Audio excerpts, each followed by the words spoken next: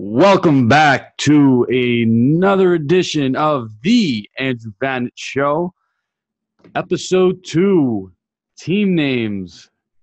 Now, before we get into the nitty-gritty business of things, many of you have said lose the blanket.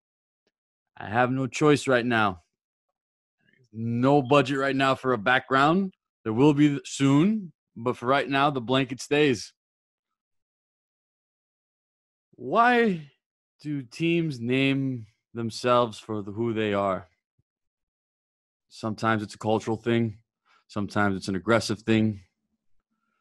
Sometimes marketing isn't there.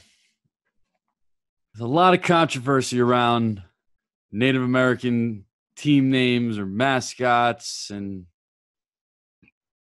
I'm sympathetic to it on both sides. I think on one hand, it could be done in a more dignified way. And on the other side, I think it's a representation of how strong Native American culture is. I myself find myself in this situation of being in this team name predicament. While not ultimately angry by it, in the college ranks, I have the Michigan State Spartans, and I got the Notre Dame Fighting Irish. Michigan State honors the Spartan warriors that fought in Greece, and it's a pretty badass thing to have your culture named after warriors who fought. And then Notre Dame goes with the Fighting Irish and the leprechaun who's got his hands up. Meanwhile, everybody I know who's Irish has got some sort of Notre Dame hat, jersey, T-shirt, just because it is the Fighting Irish. Take pride in having a sports team or sports mascot named after something that's in your blood. I would.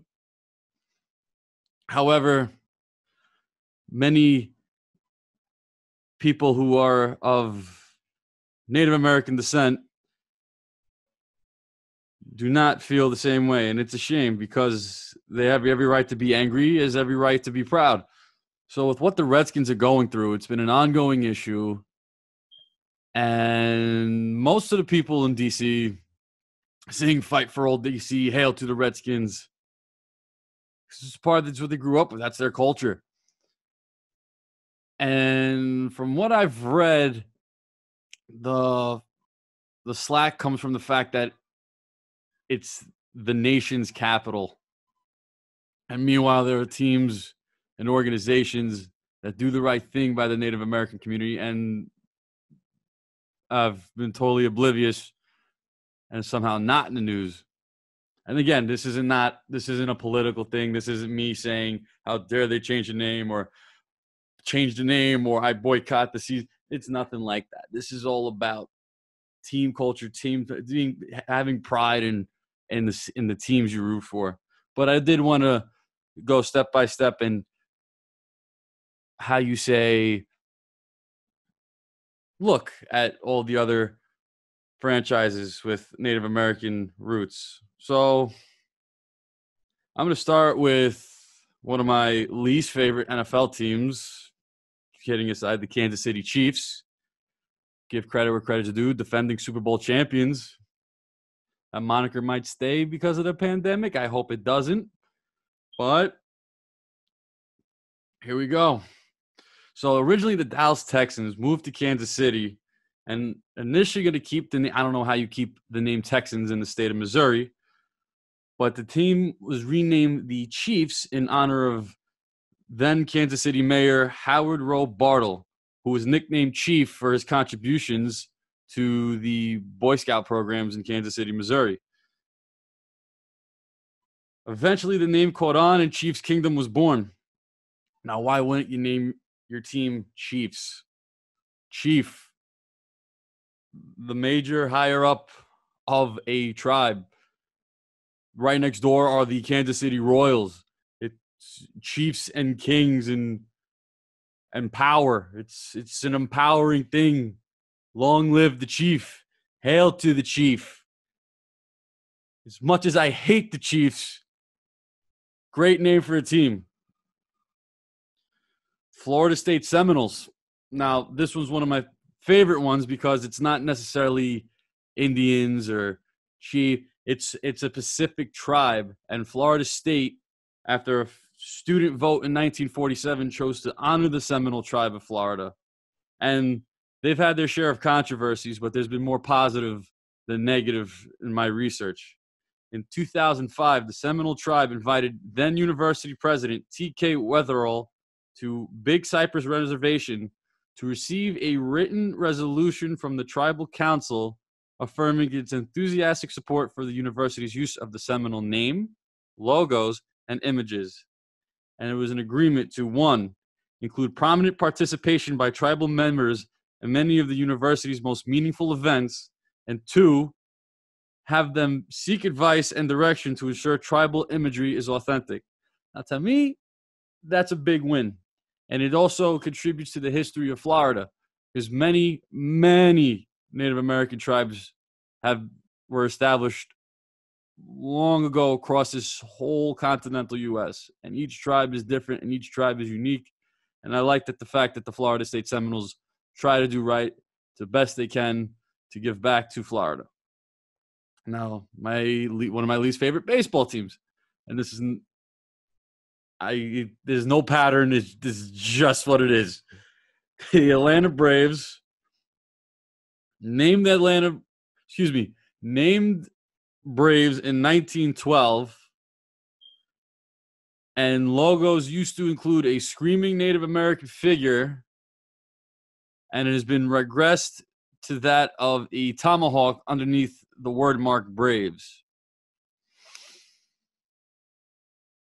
Slowly but surely, they kind of dig themselves a little bit. Nothing really in like what Florida State's had going on, but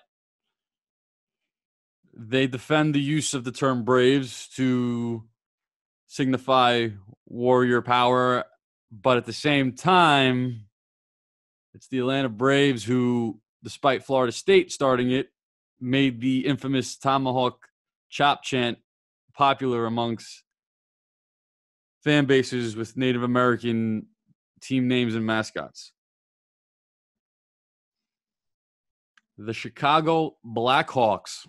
Now, this one's one of my favorites because they're an original six like my New York Rangers, and I think they have one of the best logos across all 4 major sports.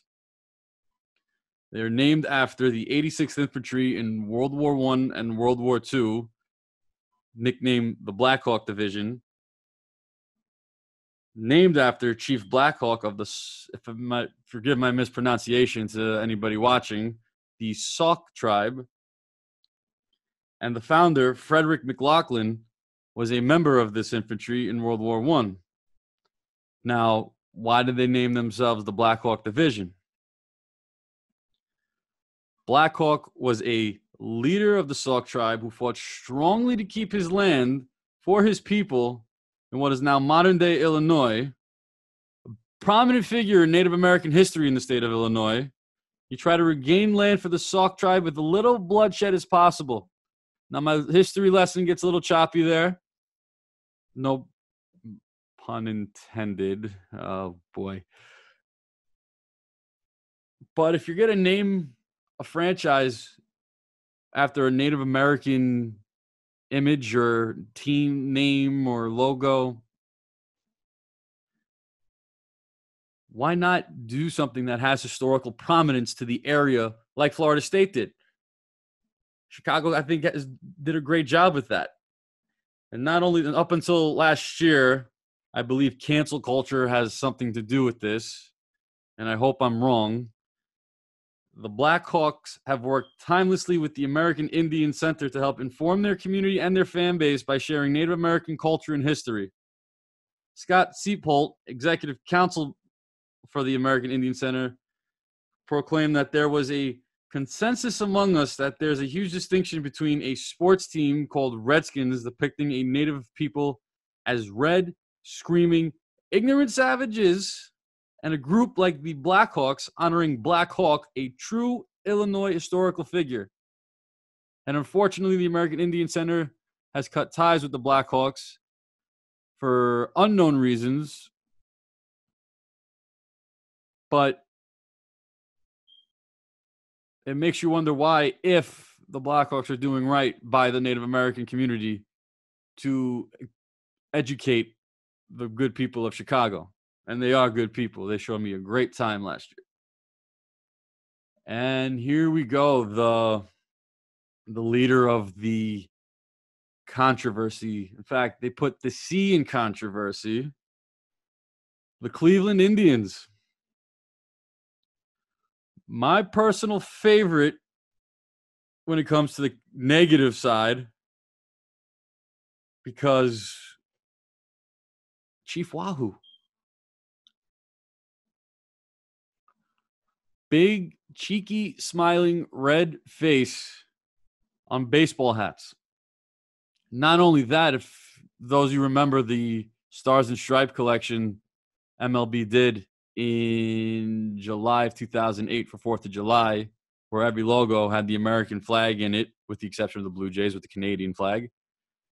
They actually made the hat with Chief Wahoo drenched in the American flag. Big red flag.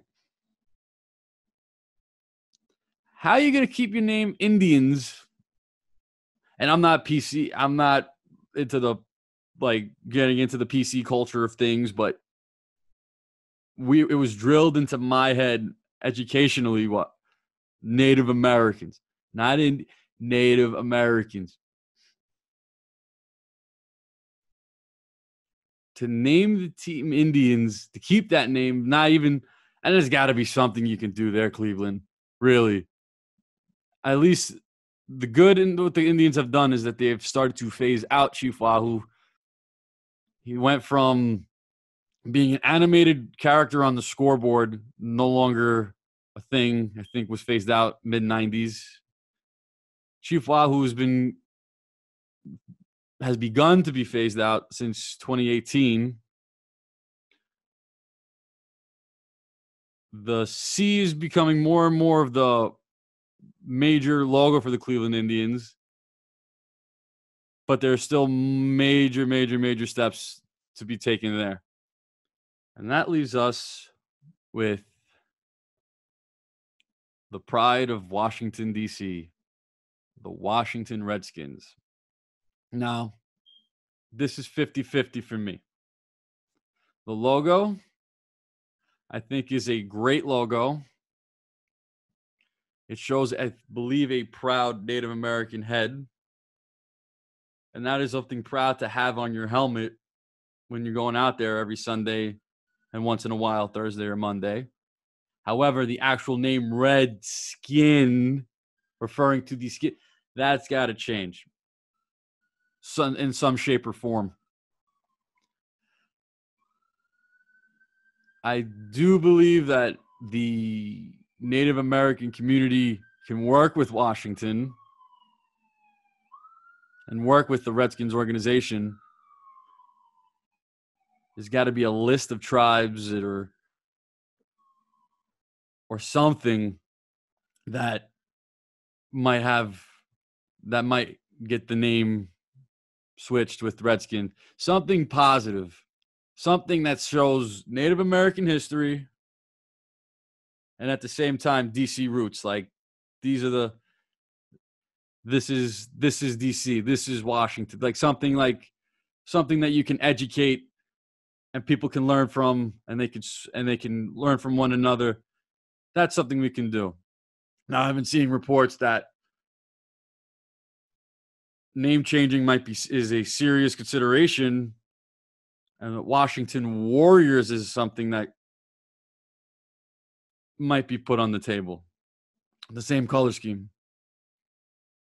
However, I do believe I saw a logo picturing a soldier, which is good. But if you're, for those who are looking for more diversity, maybe Washington Warrior, maybe you have something how the Golden State Warriors did, where it would be just the Golden Gate Bridge. Golden State Warriors used to have a Native American cartoon similar to Chief Wahoo dribbling a basketball for their logo. Unless I said that, many of you would not have known that. So they just chose Warriors and made it more of a generic term, like the Warriors of San Francisco. And they mostly associate with the 80s movie than they do with Native American culture now anyway. And Washington's not a stranger to all of this. Remember the Washington Bullets, for those of you who can remember? Why not the Bullets? Fast moving, just like basketball players on a fast break. But they had to change the name because bullets, and at the time, crime in Washington was at an all-time high.